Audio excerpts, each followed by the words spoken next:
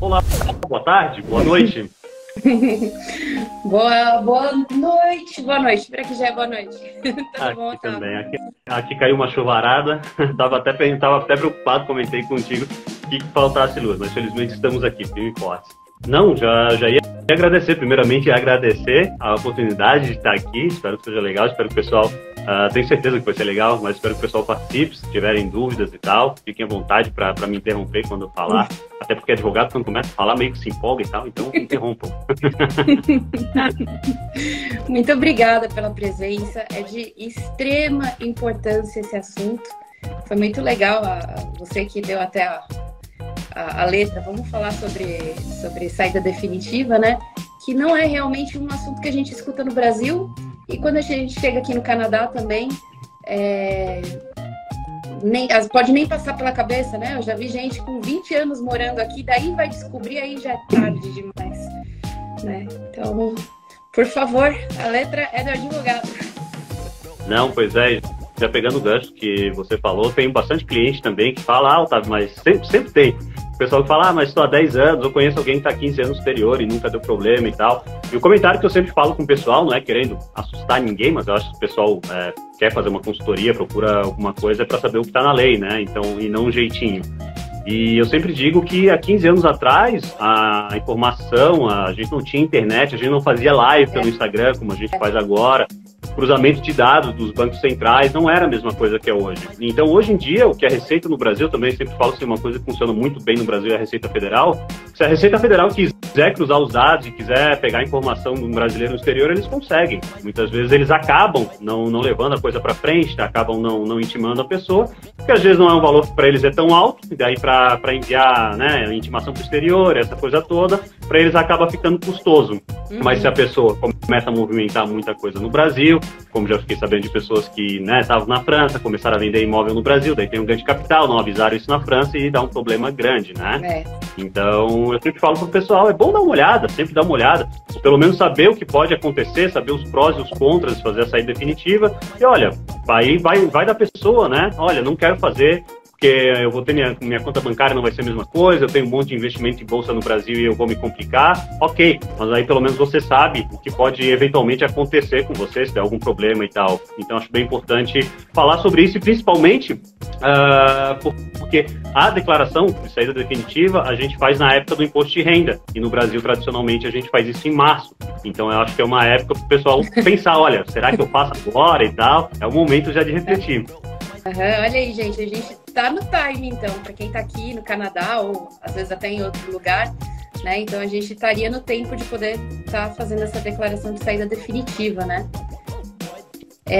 Exatamente. E assim, para fazer, eu fiz já há um tempo, mas acho que você tá mais inteirada de como é que era. Não era tão difícil, era um link do governo, né? E lá você coloca que você quer declarar a saída. Não era isso, basicamente? Na verdade, o procedimento em si, ele é relativamente tranquilo. Quando a gente vai declarar um imposto de renda, são 3 opções. A gente faz a declaração normal, digamos assim, tem a parte do espólio, que daí é para quando, enfim, faleceu alguém e tal, daí já é mais um direito de família, e tem a parte da declaração de saída definitiva. Você vai lá, né, informa os bens e tal, a gente até faz esse tipo de serviço, para quem não gosta, a gente começou a oferecer esse ano, mas aí... Eu não gosto. E até me perdi, mas aí mas aí o mais difícil que eu digo pro pessoal, quem vai fazer sozinho e tal, quem não vai falar com advogado, não vai falar com contador, a parte que eu acho mais importante que a pessoa deve tomar realmente cuidado é porque vai ter que colocar qual a data de saída do Brasil. Então, esse é o ponto-chave, a meu ver. Porque assim, se você, por exemplo, vai fazer essa declaração agora em 2023, referente a 2022, você vai informar, olha, saí do Brasil dia 10 de abril. Ok. Mas e se você saiu do Brasil há 4, 5 anos atrás? Então é possível que você faça isso, você vai ter que liquidar tudo que tem, eventualmente se tiver alguma pendência com a Receita, vai ter que liquidar tudo, e você pode fazer a saída definitiva retroativa, e daí só vai pagar, na verdade, uma multa, que eu não considero alta, é R$165, só que daí a questão mesmo é tomar cuidado na data e tomar cuidado, claro, se a pessoa teve bens, isso tudo, porque daí tem que declarar tudo certinho. Uma vez feita a saída, a Receita vendo que não tem problema, você não deve mais nada para o Brasil. Aí não adianta ficar fazendo, não, porque eu tenho rendimento no Brasil, vou declarar no Brasil e tal. Eu vejo que o pessoal faz bastante isso, mas na verdade está errado. Tá, a gente tem uma pergunta aqui, eu não peguei o nome, MC Tri, que pergunta se vale a pena fazer declaração definitiva, de saída definitiva, sendo que o Canadá você paga mais imposto. Essa é a pergunta dele. Eu acho que o primeiro ponto, assim, pela lei brasileira não é uma opção, tá? Só tem obrigação de fazer. Até porque senão você está ganhando salário no Canadá, em tese você tem que declarar esse rendimento no Brasil, se você tem dupla residência. Você tem a opção de ter uma dupla residência. Aí eu acho que vai, né, falar com o profissional, olha, vale a pena, não vale. Normalmente, por mais que a gente reclame no Brasil que a gente paga bastante imposto, realmente a gente paga, só que a alíquota do imposto de renda no Brasil é relativamente baixa. A mais alta é 27,5%. Em outros países... Eu estava falando com um rapaz que está no México ontem, e ele falou para mim que a alíquota lá já é 35%. Na Europa, eu sei que muitos países têm alíquota de 45%.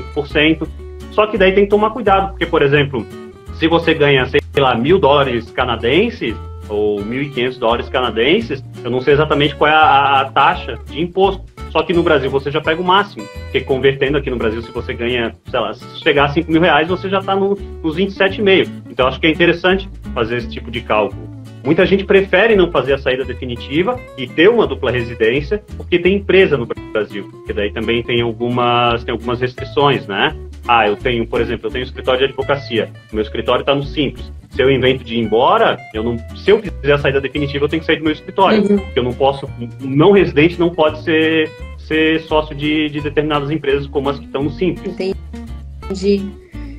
Entendi. E me corrija se eu estiver errada, vamos partir do princípio. Se a pessoa tá pagando, tem renda nos dois países, né? O que você tinha falado é se a pessoa paga o imposto no Brasil, por exemplo, se ela for aqui para o Canadá, vai pagar a diferença que faltar, ou vice-versa, né? Seria a diferença, não que vai cobrar o imposto sobre o mesmo, senão fica zero também, né? Às vezes chega 50% em um, 50% no outro, zero, pronto. Não. É exatamente isso que a gente fala, é a grande desvantagem da pessoa manter uma dupla residência, né? Por quê? Porque ela sempre vai pagar a alíquota mais alta, né? Às vezes até o pessoal pergunta, mas por que a alíquota mais alta? Porque ela vai isentar até chegar ali o nível, por exemplo, vamos supor que seja 20% e 25%, né? Então você vai isentar até 20% e o outro 5% você paga a diferença. E até assim, se eu estiver indo rápido, vocês me parem, tá? Só que daí, por exemplo, se você tem dupla residência, você está no Brasil, sei lá, tem uma empresa e tem um rendimento de $2.000 canadenses, você teria que declarar esse valor no Brasil. Se tiver diferença a pagar, essa diferença ela tem que ser paga mensalmente. E se não tiver diferença, daí você pode só fazer na declaração. Porque às vezes a gente se confunde, né? A gente faz a declaração do imposto de renda uma vez por ano. Só que o imposto de renda mesmo, ele é pago todo mês, né? Por exemplo, uma pessoa no Brasil que ganha um salário de R$5.000, ela tem retido na fonte todo mês o imposto de renda. Sim. E depois a gente faz a declaração. Então o pensamento é mais ou menos esse, tá? Então nesse caso aí teria que fazer um carnê-leão, o famoso carnê-leão, dá para fazer pela internet hoje, está bem mais fácil. E daí é possível fazer isso.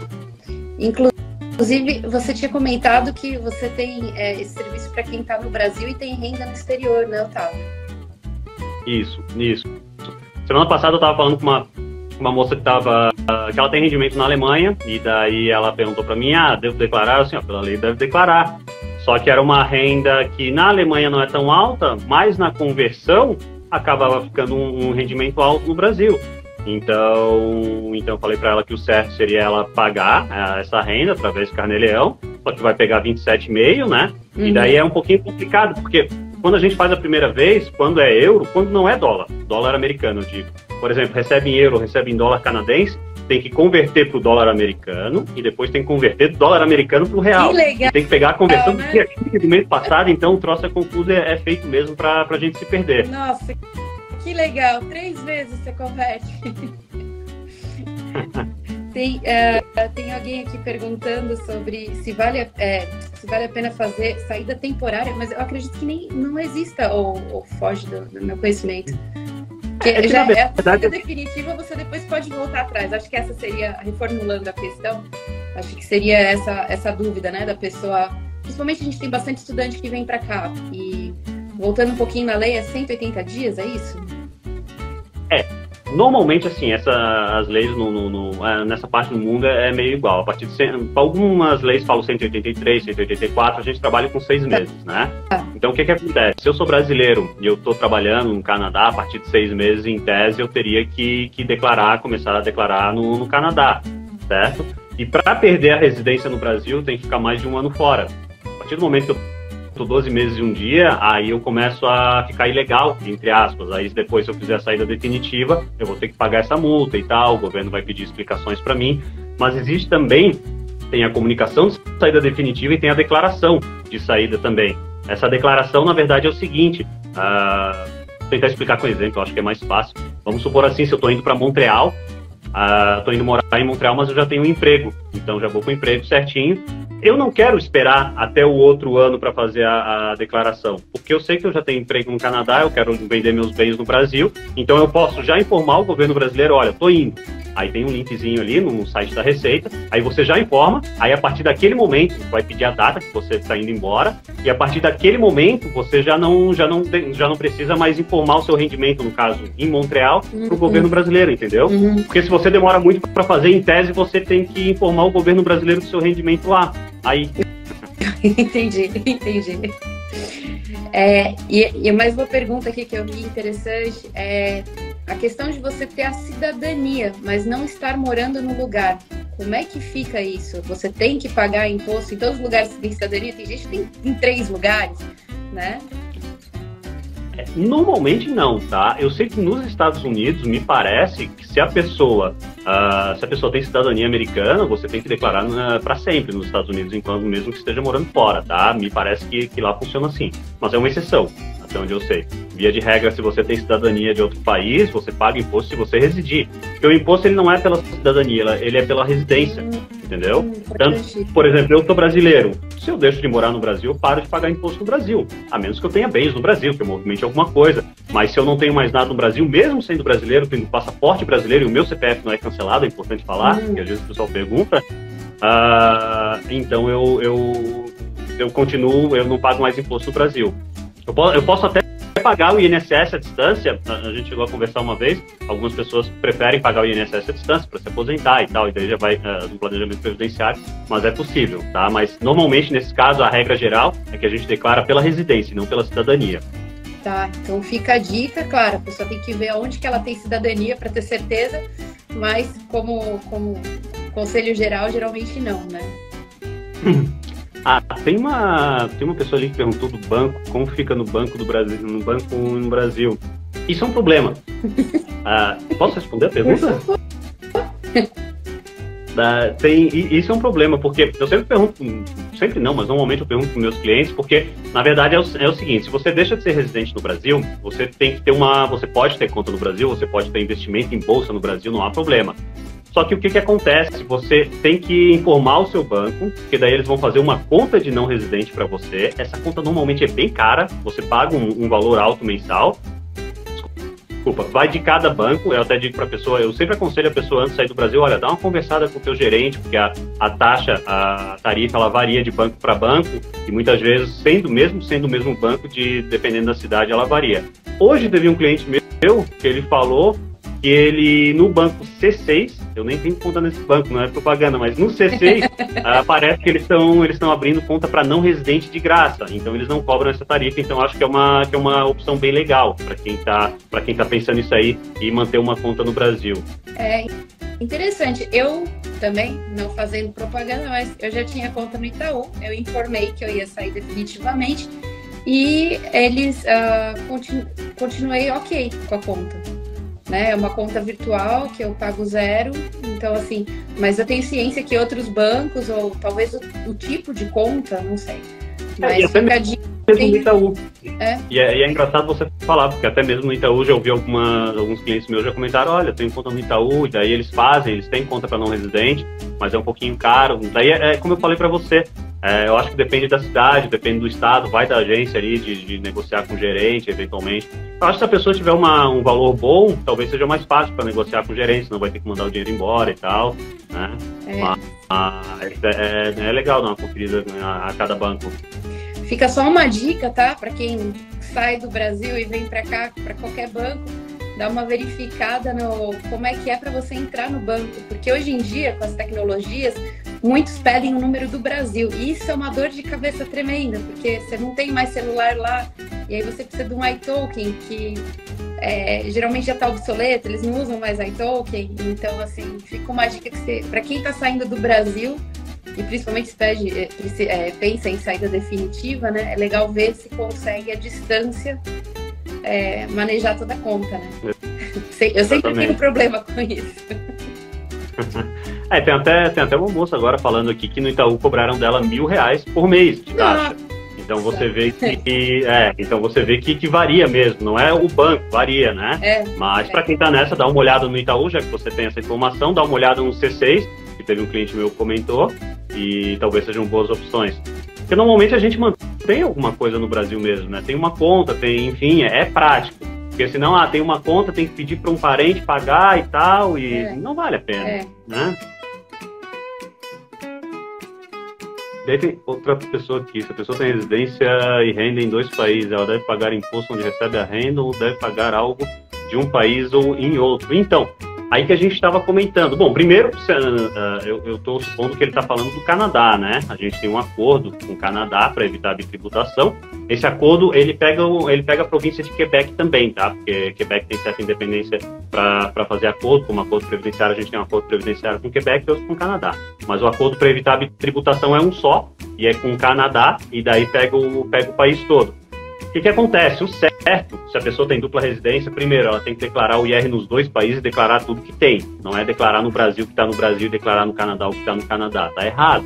Porque se você é residente no Brasil, mesmo que tenha dupla residência, você tem que informar até sua conta bancária no exterior para o governo brasileiro. Eles querem saber tudo de você, entendeu? É isso que você tem que pensar. É um princípio que a gente chama de imposto de renda universal. Está na lei brasileira e a maioria dos países é assim.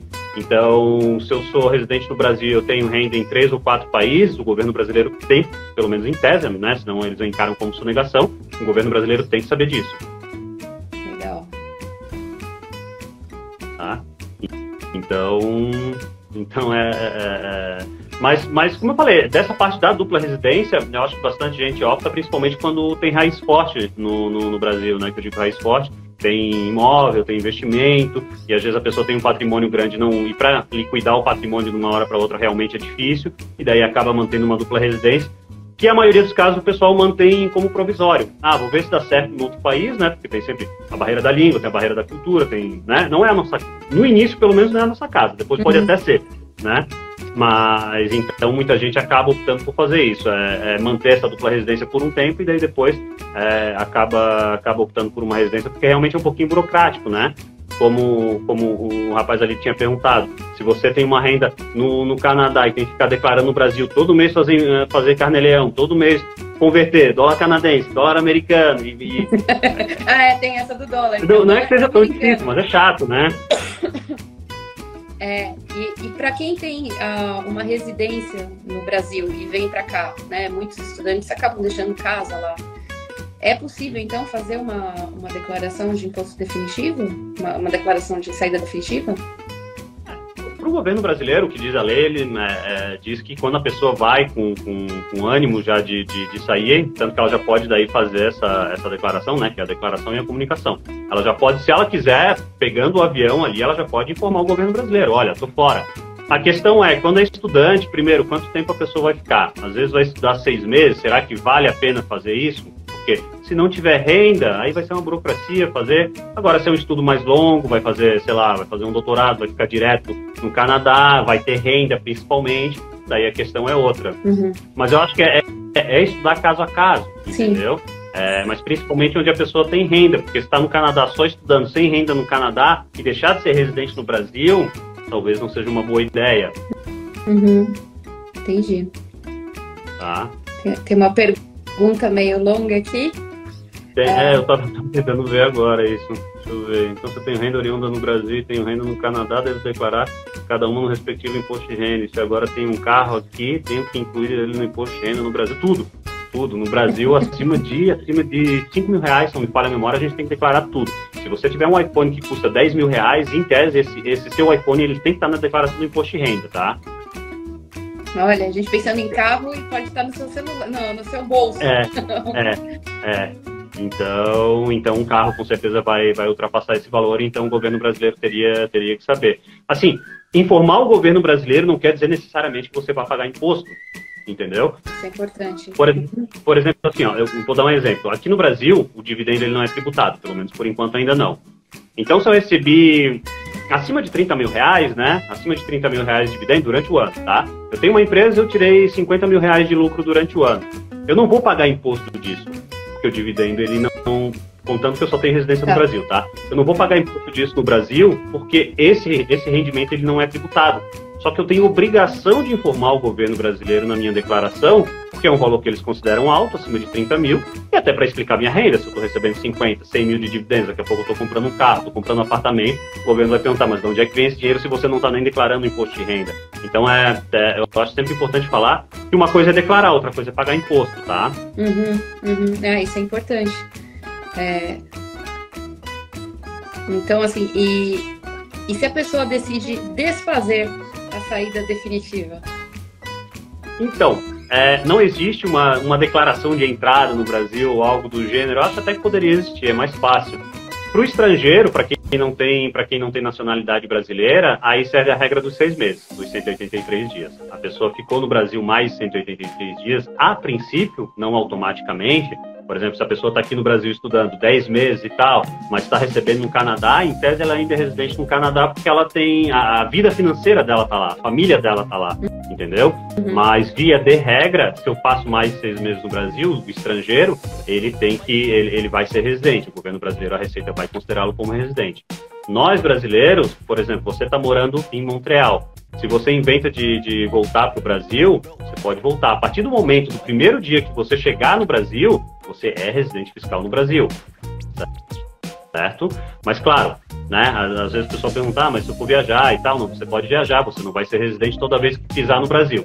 Mas a partir do momento que a Receita entender que você está voltando para o Brasil para morar aqui, ou seja, vai alugar um apartamento, vai comprar um imóvel, alguma coisa que caracterize que você vai morar aqui, ou você vem com a sua família toda, entendeu? Então, a partir desse primeiro dia, eu já tenho que começar a me preocupar com a Receita Federal. Mas daí você tem que... Como é que você informa que você que você saiu e agora você voltou? Existe alguma coisa assim? Não igual a saída definitiva, não igual a declaração. Porque a declaração tem aquele momento específico de eu fazer a declaração ou de eu fazer a comunicação. Não existe esse ato para quem está retornando para o Brasil, né? Você, claro, no outro ano você declara imposto de renda, você vai declarar residência aqui. Eventualmente, se você ainda tiver um rendimento de fora, você já paga o carnê-leão aqui, já para mostrar que você está residindo aqui. Então, existe esse tipo de coisa. Se você for assalariado no Brasil, você já tem um imposto de renda retido, porque muito provavelmente, se você voltar para o Brasil, você vai ter renda de alguma parte. Se você é aposentado no Canadá, então você vai receber uma aposentadoria canadense no Brasil e você já paga o carnê-leão aqui. Aí você paga o carnê-leão, a Receita vai saber que você está de volta. Bem-vindo!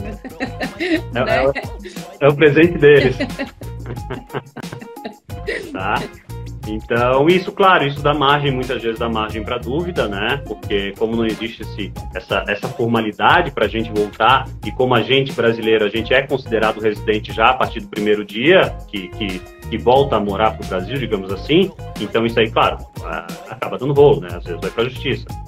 A Receita tá querendo tributar uma data e a pessoa tá dizendo, não, mas eu tava de férias, só resolvi voltar depois de um mês no Brasil, me apaixonei de novo, daí que eu resolvi ficar, só que aí vai pra justiça. Ou seja, melhor se precaver, né? Melhor se precaver. É sempre interessante fazer um planejamento, ou enfim, ou se informar, né? Tem gente que é meio autodidata e tal, mas dá uma pesquisada, porque eu sempre digo, um problema grande, né? Se a gente cai na malha fina, é um problema grande. No Brasil ainda, se a pessoa não tem bens, acaba passando, porque dificilmente, em tese, pode ser presa, mas é bem difícil disso acontecer. Agora, em outros países, a sonegação, ela já pode dar cadeia mais fácil. Nos Estados Unidos, a gente tem exemplos clássicos, né? O Al Capone, né? Foi preso por ligação de imposto e não pela máfia. Até onde eu sei, o principal, me corrija se eu estiver errado, mas até onde eu sei é isso. Na Europa, eu sei que eles pegam bem forte, né? França, enfim, os países nórdicos, porque eles pagam um imposto muito alto, e a pessoa sonegar aquele imposto, então lá é um crime grave. Não que no Brasil não seja grave, mas se você não tiver bens, meio que fica elas por elas. Só que, claro, vai incidindo multa, juros e correção, e você nunca mais consegue pagar, muitas vezes, né? Tem esse problema. Uhum. Você já teve algum caso, assim, de complicação fiscal? Por conta da pessoa ter morado fora e não ter feito saída definitiva, alguma coisa não, assim? Não, para mim não chegou um caso específico. Eu soube de um caso na França, uma brasileira, que ela mantinha imóveis no Brasil, e eu li as decisões do processo dela e tal, que são públicas, né? Eles não falam o nome da pessoa, mas as decisões são públicas. E parece que ela estava movimentando, ela estava fazendo compra e venda de apartamento, era uma quantia expressiva, imagino eu. E daí, quando a gente, por exemplo, a gente compra um apartamento por 100 e vende por 300, tem esse ganho de capital, né? E tem imposto nisso. E normalmente o imposto na França é mais alto. E ela nem informava. E daí ela alegou, não, mas tem a dupla tributação. Então tem um acordo com a França para evitar a dupla tributação e tal. E eu não devo imposto na França. E o fisco francês falou, se você deve ou não imposto, isso a gente vê depois, mas você tem obrigação de nos informar suas operações. Entendeu? Você acabou de falar, aí, né? É multa pra ela. Você acabou de falar, o problema são dois, né? Um você tem que informar e depois você tem que ver se paga ou não paga. Então, quer dizer, da pessoa não informar, ela já tá fazendo algo contra a lei, né? Exatamente, daí já pode se complicar.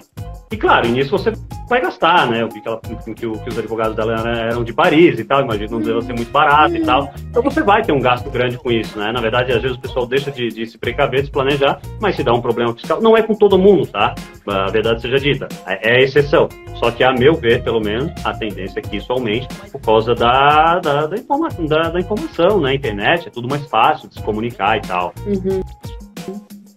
Entendeu? Tem uma pergunta. Eu tenho aposentadoria no Brasil. Talvez não vale a pena sair daqui, pois já sou debitado na fonte. E tem a questão do acordo de bitributação com o Canadá. Certo? Certo. Então, até tem uma espécie de uma normativa do INSS que saiu em dezembro do ano passado. É uma orientação interna deles. Cada acordo de bitributação, logicamente, tem algumas peculiaridades. Eles são meio parecidos, porque é meio que o modelo da OCDE, tá? Embora no Brasil a gente não faça parte da OCDE, mas a gente segue o padrão deles. Então, o que acontece? Em alguns países, como no Canadá, como se não me falha a memória, Luxemburgo, Itália, se eu não me engano, tem peculiaridades. No Canadá, até 4 mil dólares é um tipo de tributação. Acima disso, na minha interpretação, pode ter uma dupla tributação, porque o acordo prevê isso. Embora é engraçado, é um acordo para evitar a bitributação, ele prevê uma tributação. Essa é a minha interpretação. A interpretação administrativa do INSS, por enquanto, é o seguinte: até 4 mil dólares canadenses por ano, você não tributa no Brasil. Não tem o que pagar no Brasil. Acima disso, você começa a pagar. Tá? Daí isso está num acordo específico lá entre Brasil e Canadá, que, de novo, serve também para Quebec. Tá, legal. Importante mencionar que Quebec é quase que um país à parte do Canadá. Né? Pois é. Só que há um detalhe também, nesse acordo de bitributação, às vezes o pessoal confunde, claro, o troço é um pouco complexo, é mais técnico. Só que assim, o único imposto que evita a bitributação é o imposto de renda do Canadá.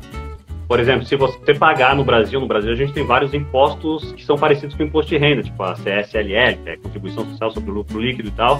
Então, isso normalmente não está na isenção. Então, se você pagar essa contribuição social, essa CSLL, normalmente ela não abate, entendeu? Então, não é todo imposto. Às vezes o pessoal, vou lá, paguei transferi o imóvel, paguei um ITBI para transferir, vou compensar. Não, você não compensa o ITBI, né? O ITBI é municipal, então é exclusivo do imposto de renda, esse tipo de o acordo para evitar a tributação. Tá? Eu não sei se eu por acaso não respondi, faltou alguma coisa para a pessoa que eu não respondi, fica à vontade, certo? Para perguntar de novo para eu esclarecer. Tem a Marcela que está perguntando se a live vai ficar gravada. A live vai ficar gravada, não se preocupem. Teve uma pergunta que a gente fugiu aqui, que foi sobre FGTS. só te interrompendo, desculpa, você só não pode fazer igual eu fiz semana passada. Semana passada eu tava fazendo uma live, na hora de gravar ali, eu sei lá o que eu apertei, a live sumiu e o vídeo sumiu e eu não consegui mais postar. Eu já fiz. Mas eu acredito que você seja mais esperto que eu. Não, eu já caí na mesma armadilha. Hoje eu olho bem antes de clicar, porque realmente, você clicou errado, acabou, né? Não tem mais. Não, vou ir bem devagarinho para não ter. Podem deixar. É boa. Bom, voltando à pergunta, alguém falou do FGTS, se pode sacar. Eu acho que eu acabei perdendo um pedaço aqui da pergunta. Mas se tem algum problema, não. Eu acho que a gente volta naquela mesma questão, né? Porque se a pessoa não fez a saída definitiva, e aí depende do quanto que ela ganha. Tem alguém perguntando, são 4.000 CADs por ano? Isso, exatamente. Né? Exatamente. Ou seja, isso, mais ou menos o salário mínimo no Brasil, daí multiplica por 13, porque tem o 13º. Então, se você ganhar um salário mínimo mais ou menos, em tese, você não é tributado, tá? Agora, se você ganha uns 2, 3 salários mínimos no Brasil, multiplicando por 13, então já ultrapassa facilmente os 4 mil dólares canadenses. Isso que o real agora ainda tá em baixa, né, coitado? Imagina uns 5 anos atrás que ele tava melhor. E eu acho que alguém perguntou do fundo de garantia. Assim, ó, o que a gente tem no Brasil não deixa de ser da gente, tá? O governo, ele não vai tomar o que é da gente. Se eu tenho um imóvel no Brasil e faço sair definitivo, o imóvel continua sendo meu. Se eu quiser alugar e tal, tudo é diferente. Normalmente eu perco todo tipo de isenção fiscal, todas as vantagens fiscais, eu perco tudo. Agora, o governo não se apodera do meu fundo de garantia, não se apodera da minha previdência complementar, não se apodera do meu imóvel, tá? Mas, claro, como é caso a caso, é bom dar uma olhada. No caso do imóvel que eu citei, por exemplo, o que seria o certo? Como você deixa de ser residente fiscal no Brasil, pelo menos se você fizer a saída definitiva ali, então, para o governo brasileiro, você vai ter... Quase ninguém faz isso, mas seria o correto. Você tem que constituir um procurador no Brasil, ou seja, você tem que passar a procuração para alguém, para esse alguém te representar fiscalmente, porque se der algum problema, a Receita vai atrás desse alguém, não de você. Só que, poxa, na prática, arrumar isso para alguém, imagina, é igual ser fiador, assim. Imagina, vai convidar alguém, chegar na casa de alguém, pô, e aí, vamos jantar e tal, eu queria te convidar para ser meu fiador. Ninguém quer ser, né? Só se for a nossa mãe e tal, mas porque é complicado. Porque se der algum problema, você vai responder, né? Sim. A Beatriz reformulou aqui a questão. Sobre a questão da FGTS, a pergunta é... sumiu aqui. Ela queria saber se ela poderia sacar o FGTS se ela fizer a saída definitiva. E aí seria... Não tá. O Fundo de Garantia, ele tem uma lei específica para isso, tá? Não está previsto na lei do Fundo de Garantia que você deixar de ser residente, você tem direito a sacar o FGTS. Então, a princípio, você não tem direito. Claro, se for uma dispensa sem justa causa, né, o seu empregador for lá, rompeu o contrato e tal, ou se você fizer um acordo, esse tipo de coisa, ok. Mas o fato de você fazer a declaração não lhe dá o direito de chegar com essa declaração, chegar na caixa e, olha, quero sacar o meu fundo de garantia, não vai funcionar, certo? Ele continua sendo seu, o governo não vai tomar isso, mas não pode sacar, pelo menos não por isso. Tá. E falando sobre esse lance de sacar, se você não saca a aposentadoria na hora certa, por exemplo, alguém que está aqui, né, que tem problema para poder sacar lá, fica para o governo, depois você tem que reaver ou fica disponível para você? Bom, acho que são 2 pontos. Primeiro, como a gente tem acordo com o Canadá e com o Quebec na parte previdenciária, se você informar o INSS vai mandar a aposentadoria para você no banco que você escolher, tá? Já manda para o exterior essa aposentadoria e tal. Então, quanto a isso, não vai ter problema. No entanto, se você não sacar a sua aposentadoria, mas isso se você estiver fora, se você estiver no Brasil, isso não importa. Se você ficar um tempo sem sacar a sua aposentadoria, o INSS vai trancar, porque o INSS vai achar que você morreu. Se você aconteceu alguma coisa, é verdade. O INSS vai achar, o cara está 4 meses sem sacar a aposentadoria, alguma coisa aconteceu.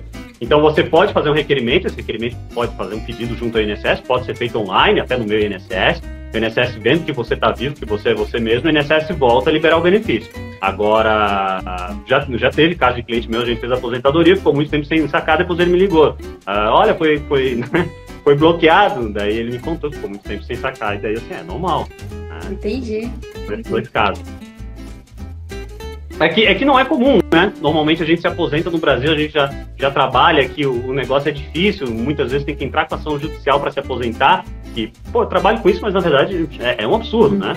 Você trabalha a vida toda e você tem que entrar com uma ação judicial, contratar advogado, e logicamente vai cobrar honorários, né? Tá trabalhando. Sim. E aí você ainda vai gastar com isso para sacar sua aposentadoria que você trabalhou a vida toda porque o INSS negou.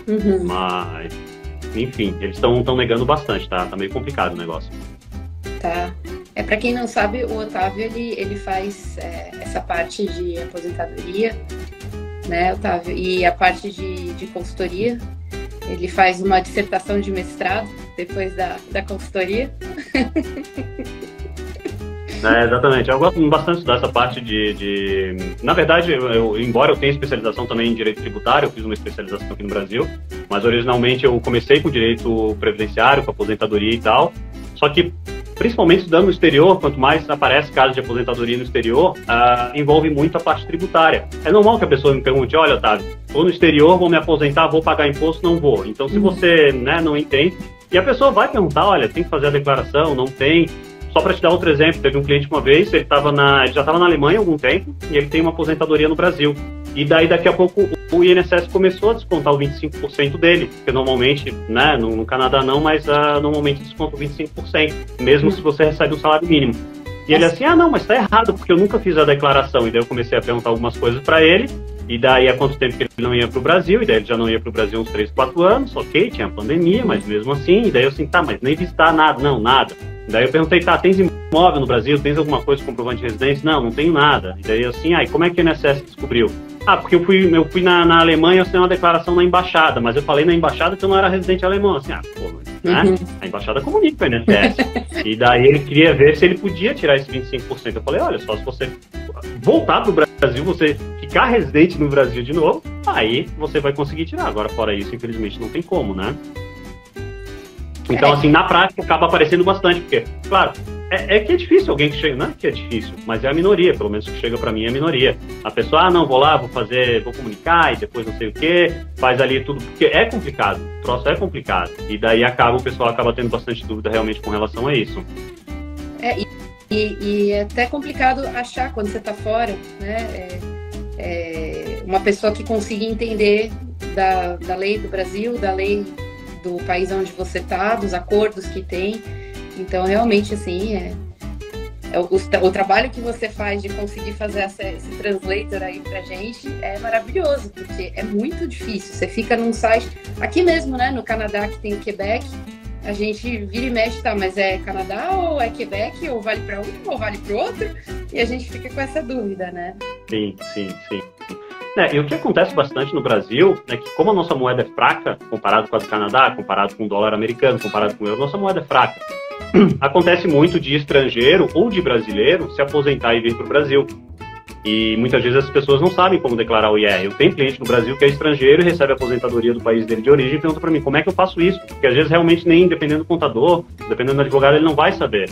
Então, não falando mal é porque realmente não é a especialidade dele, sim. Né? Tudo isso e tal. Então, realmente acaba surgindo a dúvida, e às vezes a pessoa deixa de declarar ou deixa de pagar o carnê-leão e vai arrumar um problema com a Receita.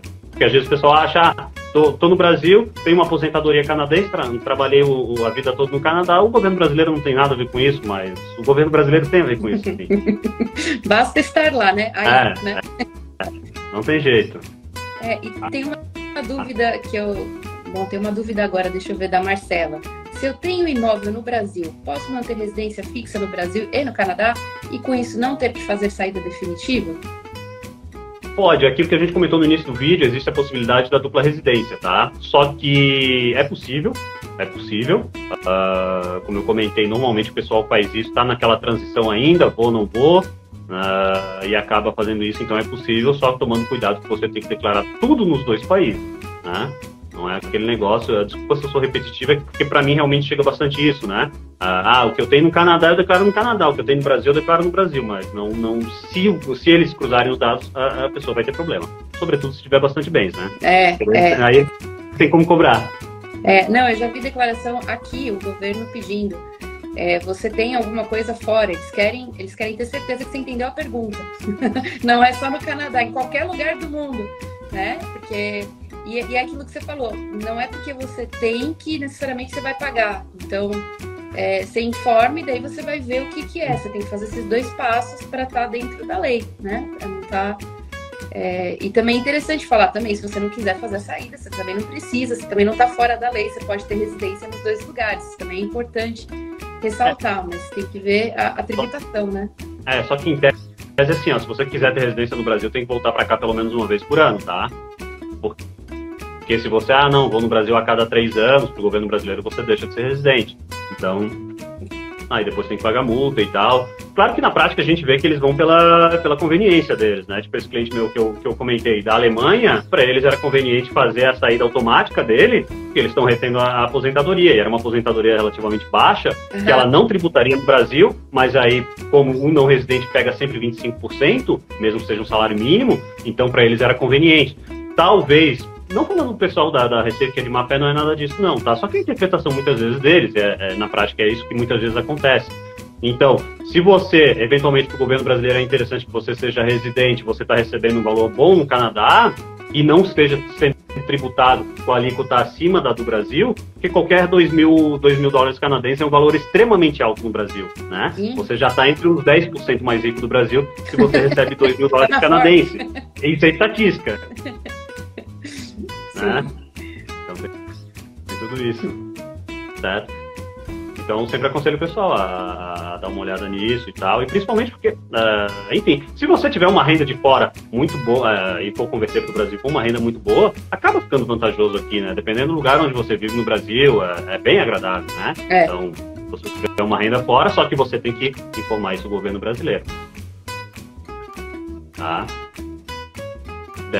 Aí tem outra pessoa perguntando se eu for concursado estando em licença sem vencimento, posso dar saída definitiva? Assim, ó, você pode fazer a hora que quiser, tá? Não a hora que quiser, né? A saída definitiva tem que ser junto com o imposto de renda. Só que daí você pode comunicar se quiser.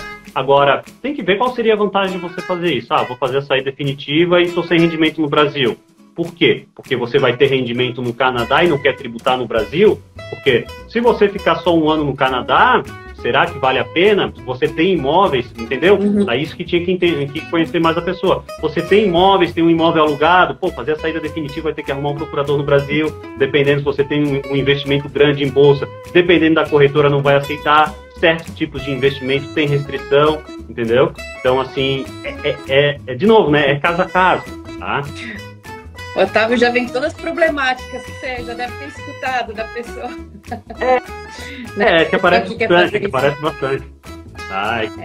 Que realmente é uma coisa que o pessoal tem bastante dúvida e chega essa época de declaração de imposto de renda, o pessoal tem mais dúvida ainda, o pessoal fica preocupado e vou e não vou, e faço ou não faço, né? Mas, claro, de novo, a nossa função eu acho que é orientar, né? A pessoa, daí cabe a cada um decidir o que ela vai fazer. Legal. E o Otávio tem como orientar particular, enfim, personalizado. Depois, para quem tiver interesse, a gente vai deixar o contato, enfim. E é bem bacana, porque você vê, cada caso um caso, né? É bordão, mas é isso aí, cada caso um caso, não tem jeito. Porque daí tem que analisar várias coisas, enfim, tem que analisar ali a vida da pessoa, principalmente a vida financeira da pessoa, né? Pra ver se vale a pena, pra ver se não vale a pena. Ou também, eu saí do Brasil há muito tempo, será que vale eu fazer informando que eu fiz o certo, né? Eu não sei se o certo é você falar exatamente a data que você saiu, mas aí também vale a pena estudar para ver, olha, saiu há mais de 5 anos, já tem imposto prescrito lá atrás, que mais 5 anos prescreve no Brasil, a Receita não pode mais cobrar, vale a pena fazer agora e tal, porque aí depende também se você movimentou seus bens, se você teve movimentação bancária, movimentação em bolsa, tem tudo isso, tá? Porque, assim, de novo, quando a gente deixa de ser residente no Brasil, todas as isenções fiscais que a gente, em tese, teria, tem algumas isenções para aposentadoria, né, para pessoas com mais de 65 anos, aumenta um pouco a taxa de isenção e tal. Tudo isso tem o ganho de capital, se eu vendo um imóvel agora e compro outro em seguida, é meu primeiro imóvel, eu não preciso fazer o ganho de capital, né? Então tem uma série de situações que a gente consegue não pagar imposto sendo residente no Brasil. Tudo isso você esquece se você é não residente, entendeu? Então, até por isso que é interessante a pessoa, principalmente se tem patrimônio e tal, será que não é interessante, você está indo em definitivo, já sabe, já está isso na sua cabeça, será que não é interessante liquidar seu imóvel, alguma coisa antes de ir, né? Por causa dos benefícios que você perde na hora que você não é mais residente. Porque senão depois você vai vender o imóvel tanto no exterior, é sempre mais difícil. Eu já vi casos aqui de ficarem desesperados de quanto que foi de taxação em cima de imóvel. Por outro lado, você tinha falado alguma coisa de, sei lá, se você recebe uma herança, você está aqui no exterior, né? Como que fica a taxação? Então, isso é uma da... Eu não mexo com direito de família, mas assim, essa parte do imposto específico da herança, talvez seja a única parte vantajosa, eu acho, de ser não residente, quer dizer, em questões fiscais, falando fiscalmente, né? Porque é o seguinte, em regra, a gente vai ganhar uma herança, a gente pega né? a gente paga imposto no Brasil. Se você é não residente, o Supremo, que é o nosso tribunal máximo aqui no Brasil, lá em Brasília, eles entendem, por enquanto, ainda não mudaram o entendimento, mas por enquanto eles entendem que se você é não residente, você não pagaria esse imposto. Então essa parte pode ser interessante para você. Achamos um benefício aí, uma vantagem. Ou seja, e tem até um rapaz ali falando, o Ivo, cuidado com o recebimento de rescisão do seu emprego depois que for embora. Que é o que a gente estava comentando. Muitas vezes, se você tem bem, será que não vale, né? Claro, é difícil, né? Porque, poxa, eu tô indo para outro país, outra língua e tal, eu vou para Montreal, moro no Brasil, 35 graus, vou para Montreal, pego menos 35. Então, né, tem toda essa diferença. Mas se a pessoa já realmente tem a certeza e tal, talvez seja mais fácil vender um bem ou outro para... Porque assim, ó, se eu tô indo pro Canadá, ou para qualquer país, eu tenho, sei lá, vamos supor 100 mil na minha conta, e eu tô indo pro Canadá e faço a transferência, o governo canadense, ele não pode me cobrar imposto. Pelo menos nessa transferência não, porque esse dinheiro eu ganhei todo no Brasil, e eu não era residente no Canadá.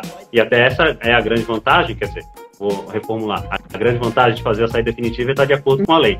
Mas a segunda grande vantagem é que, por exemplo, você fica 5, 10, 20 anos que seja no Canadá, faz a saída definitiva, você acumulou, sei lá, um patrimônio de 50, 100, 500 mil dólares, você pode vir para o Brasil, você pode trazer todo esse dinheiro para o Brasil sem pagar nenhum imposto.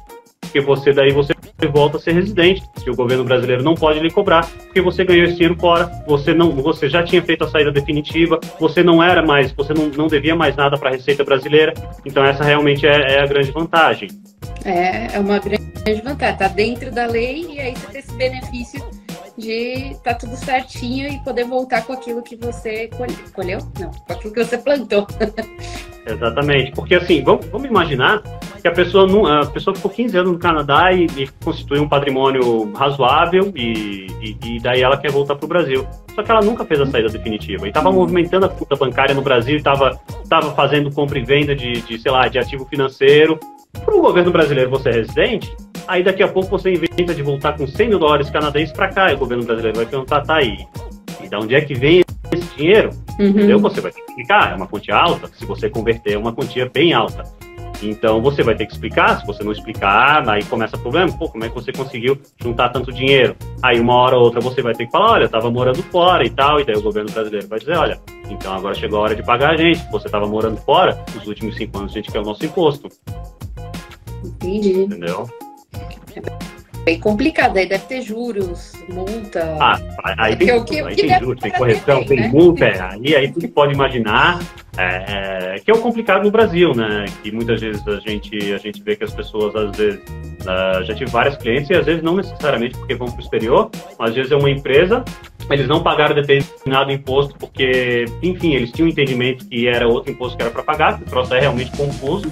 Aí depois a Receita veio, a gente quer pagar o imposto, só que daí, na verdade, sei lá, devia 50 e esse 50 já virou 100. Então é complicado, né? Porque é muita correção, muitos juros e tal. Vamos lá para uma pergunta aqui da Lívia. Em que momento é considerado que você fez a saída definitiva? Bom, você que tem que falar, né? Quando é que você faz? No momento que você informar o governo brasileiro, tá? Seja por declaração, seja por comunicação, né? Seja se você está indo embora para Montreal amanhã, você informa o governo brasileiro, seja na declaração de imposto do ano que vem, porque se você sair do Brasil agora, em tese você faz a declaração só no próximo ano. Então, essa é a maneira oficial e formal de que o governo brasileiro saiba que você não é mais residente aqui. Se você ficar muito tempo fora, que daí é o caso daquele cliente que eu falei da Alemanha, ficou muito tempo fora, para o governo brasileiro, 12 meses mais um dia, você deixa de ser residente fiscal. Tá? Daí tem a multa lá e tal, tá? Temos mais uma pergunta aqui. Mas se você declarou todo ano para a Receita no Brasil, paga imposto também para o governo do Brasil? Depende. Porque se você declarou todo ano, eu não sei se todo ano ele está falando, porque, de novo, né, o imposto de renda ele é mensal, tá? Embora a declaração seja anual, mas o imposto é mensal. Se você está pagando o governo brasileiro por carnê-leão, você está pagando todo mês, certo? Às vezes você está no Brasil, mas você tem um rendimento do exterior, você está trabalhando remoto, então você tem que pagar o carnê-leão ali todo mês bonitinho. E se tem alguma isenção, você tem que informar. Ou então, no caso, você já pagou imposto no outro país, isso falando mensal, você já pagou imposto no outro país e você tem um acordo para evitar a bitributação, um acordo de compensação, que é o que a gente tem com os Estados Unidos e com a Alemanha, você pode não fazer no mensal, mas você tem a obrigação de fazer na declaração, tá? Eu não sei se era exatamente isso que ele queria saber, mas aí é que ele perguntou, daí vai sobrar imposto? Eu não sei. Se a pessoa já pagou tudo, aí não sobra imposto, mas tem que fazer a declaração. Agora, se ficou faltando alguma coisa, daí tem que pagar o que ficou faltando, tá? Vamos ver se a gente tem mais alguma pergunta. A gente já tá batendo quase uma hora aqui de live, vai rápido, hein, Otávio? Pois é, vai rapidinho já. Mas é legal. É bacana para o pessoal se informar. Acho que não é porque é meu trabalho, mas acho que esse tipo de informação é realmente bem relevante, né? Sim.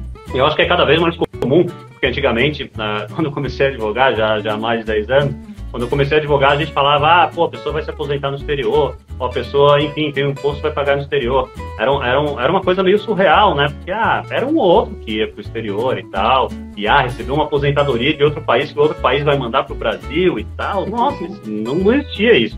E hoje em dia não, né? Hoje em dia já é bem mais fácil. Hoje em dia a gente já tem a figura do nômade digital. Muita gente trabalha no Brasil, trabalha remoto. Muita gente vai para outro país e continua trabalhando no Brasil, né? Então tem...